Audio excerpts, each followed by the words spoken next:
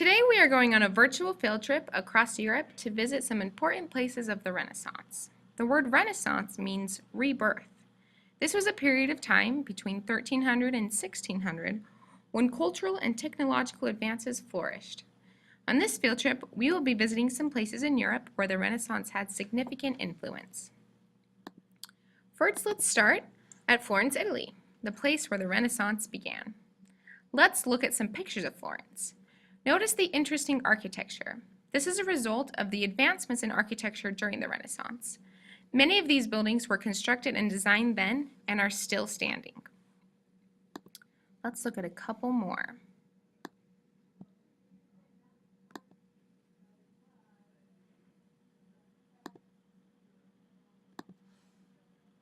Aren't they pretty?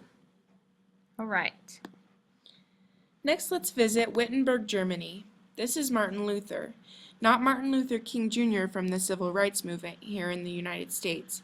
This is Martin Luther, and he was a monk in Germany who started the Protestant Reformation. The reason that Martin Luther is so famous is because on October 31st, 1517, Martin Luther posted his 95 Theses on the door of this building, the All Saints Church in Wittenberg, Germany.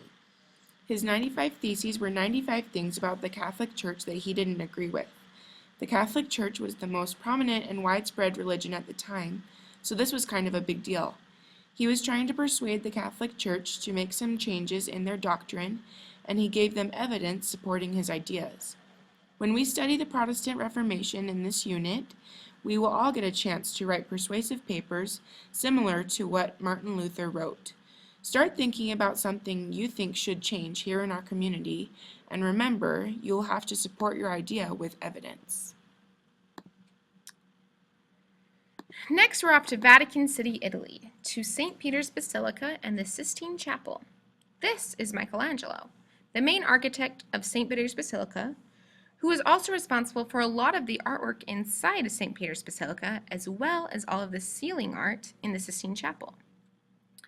First, let's take a look at the square, St. Peter's Square. We're going to go into this 360 panoramic photo and we can see what it looks like.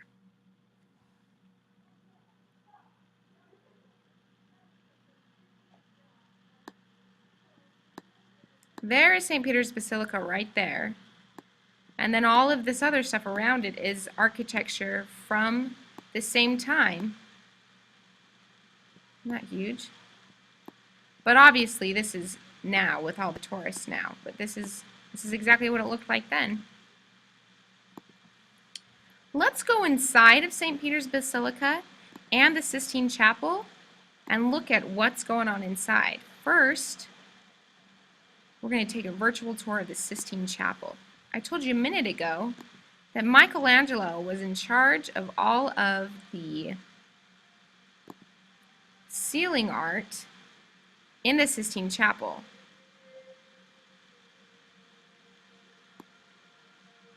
Let's look at the ceiling. It's really cool. Ceiling up. He did all of that. He laid on a crane upside down for weeks and weeks and weeks as he painted all of this.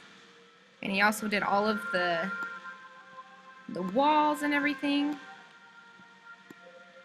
Very cool.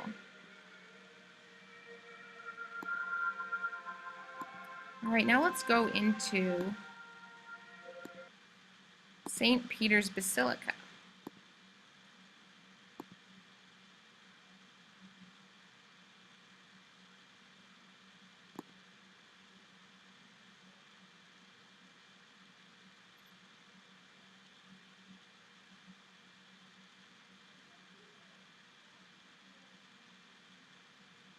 So we just did the Sistine Chapel. Here, this is the St. Peter's Basilica from the top, and we're just going to go look in a couple of these and see what it looks like inside.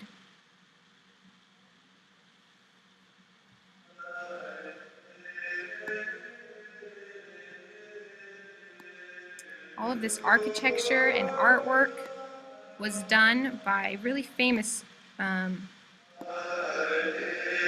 artists of the time. This big dome was the most interesting thing about this building It was new. No one had ever done a dome like this in a building, and Michelangelo was one of the main people that helps do this part of the building. It's very cool.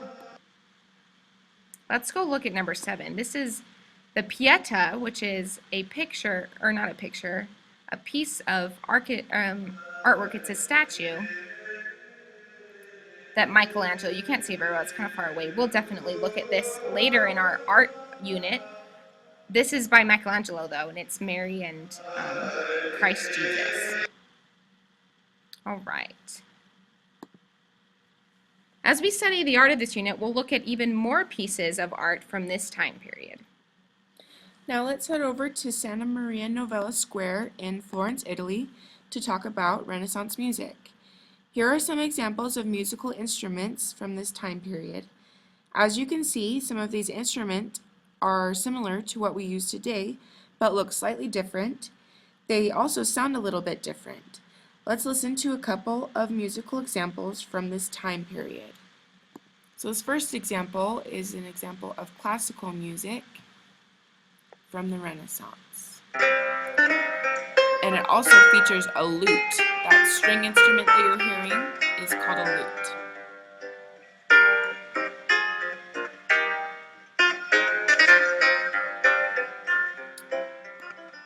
The second one that we will listen to is an example of secular music, which is non-religious music.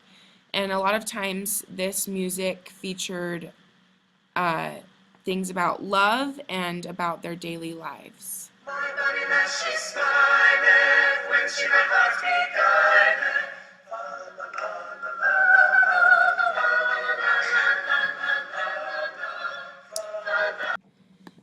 The third example is the kind of music troubadours would play. Troubadours were street musicians who traveled around and sang and played basically anywhere.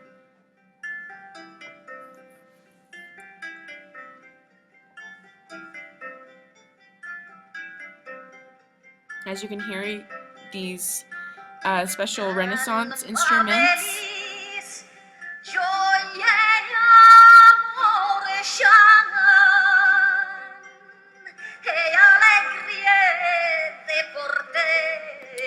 Let's take a look inside Santa Maria Novella Square. This square looks very different today than it did during the Renaissance, but it shows where the troubadours would have performed.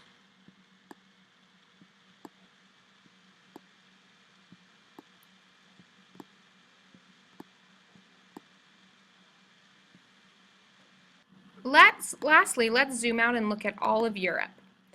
This black line that you see traces the path of the bubonic plague, also known as the Black Death. The bubonic plague was a deadly plague that swept across Europe during the Renaissance and killed 20 million people, which was almost 1/3 of the entire continent's population.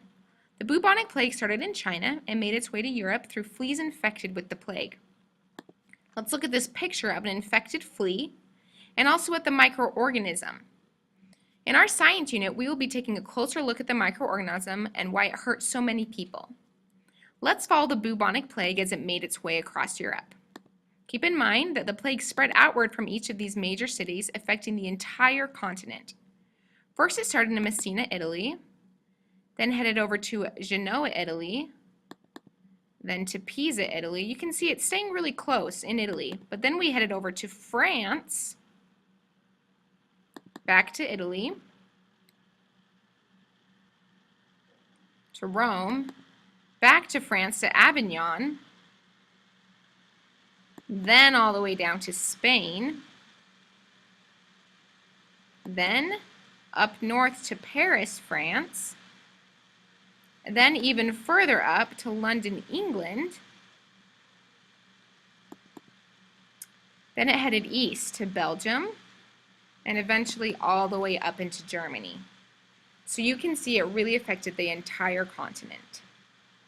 I hope you enjoyed our virtual field trip across Europe and are excited to learn more about the Renaissance in the coming weeks.